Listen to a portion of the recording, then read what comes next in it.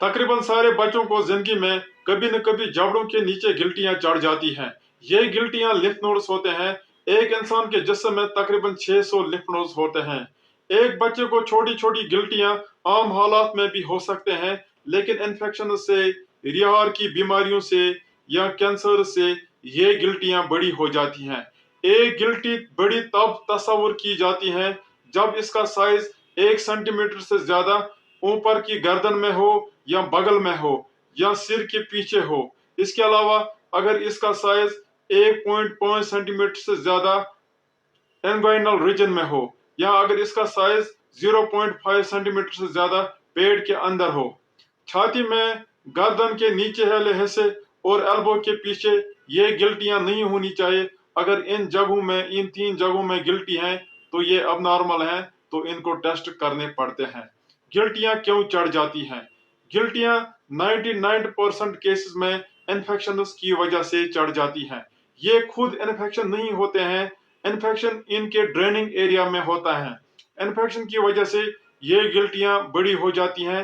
इन गिल्टियों का चढ़ने का मकसद यह है कि ये इन्फेक्शन को क्लियर करे।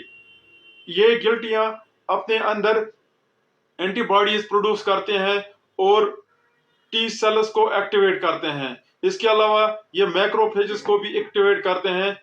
टी सेल्स, एंटीबॉडीज और मैक्रोफेजेस आने वाले माइक्रोब या एंटीजन को डिस्ट्रॉय करते हैं और इन्फेक्शन को जिस्म में होने से रोकते हैं। 90% इन्फेक्शन वायरल होते हैं।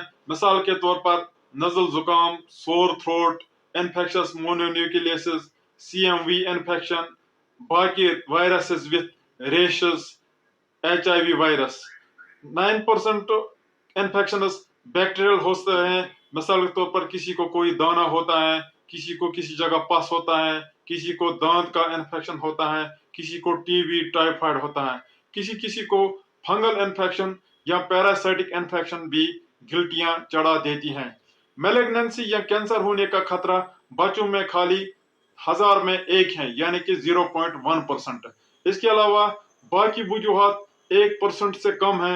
मिसाल के तौर पर रिहार की बीमारी, कावासाकी या बाकी वेस्कुलाइटिस की बीमारी, ड्रग्स से या इम्यूनिटी डिसऑर्डर से। गिल्टी वाले पेशेंट्स को क्या दर्द होता है?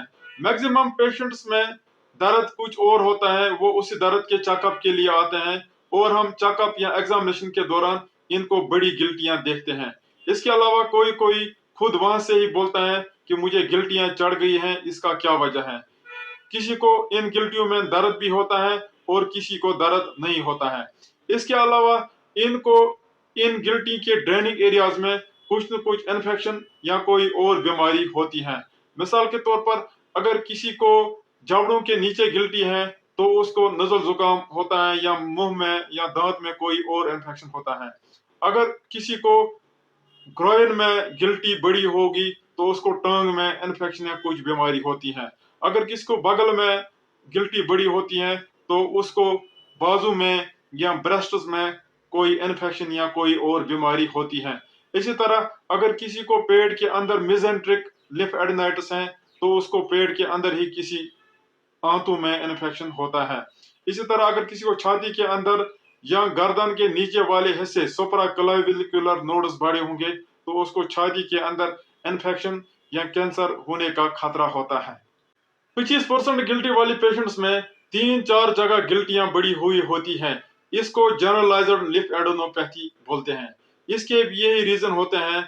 इनमें मैक्सिमम केसेस में वायरल इन्फेक्शन होते हैं। मिसाल के तौर पर इन्फेक्शस मोनोन्यूक्लियोसिस, CMV, HIV या किसी को बैक्टीरियल केस वजह होता है। मिसाल के तौर पर ट्यूबरकुलोसिस, किसी को रिहार की बीमारी होती है और किसी किसी को ब्लड कैंसर या कोई और कैंसर होता है।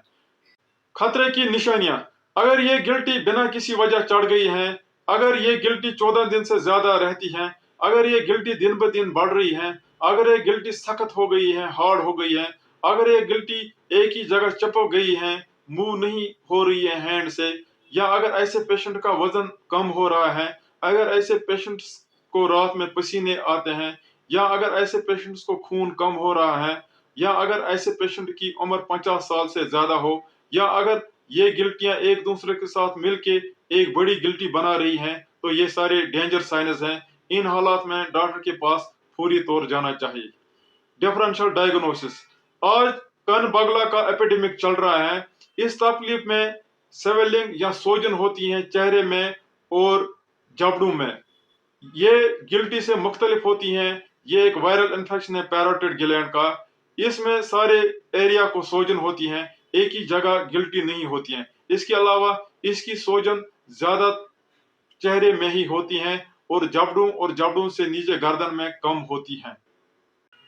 डायग्नोसिस, जब हम इन पेशेंट्स को चेकअप करते हैं तो हमें किसी हद तक पता चलता है कि इन गिल्टियों का वजह क्या है।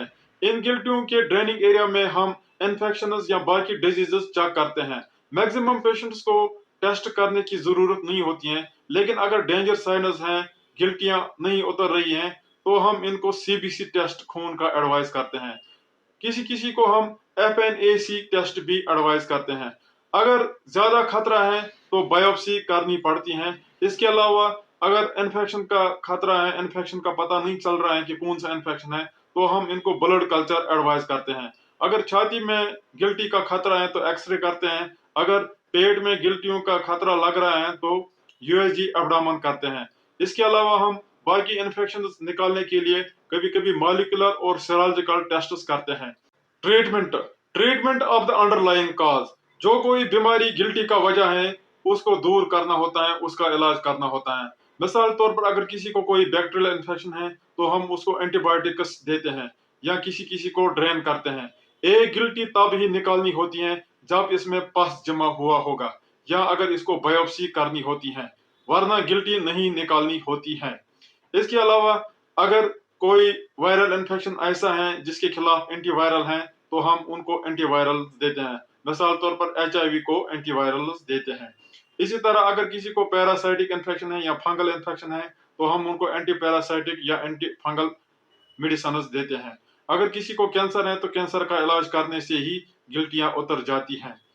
प्रिवेंशन, गिल्टियों से बचने के लिए सफाई का खास ख्याल रखना चाहिए। एक इंसान को अपना माहौल भी साफ रखना चाहिए। इसके अलावा खुद भी साफ सुथरा रहना चाहिए। एक इंसान को नहाना चाहिए साबुन से अच्छे तरीके से, दांतों को ब्रश करना चाहिए दिन में 2 बार। इसके अलावा अगर किसी को कोई भी इन्फेक्शन होगा उसको अलग रखना चाहिए ताकि ये इन्फेक्शन बाकियों को न फैले। इसके अलावा अपने बच्चों को जो भी वैक्सीन अवेलेबल हैं करने चाहिए ताकि उनको इन्फेक्शन या बीमारियां न हो। इसके अलावा पानी हमेशा उबाल कर ही पीना चाहिए। एक इंसान को अपनी सेहत का ख्याल रखना चाहिए, फिटनेस रखनी चाहिए। फिट इंसान को इन्फेक्शन या गिल्टियां कम चढ़ती हैं। उम्मीद है आपको वीडियो पसंद आया होगा।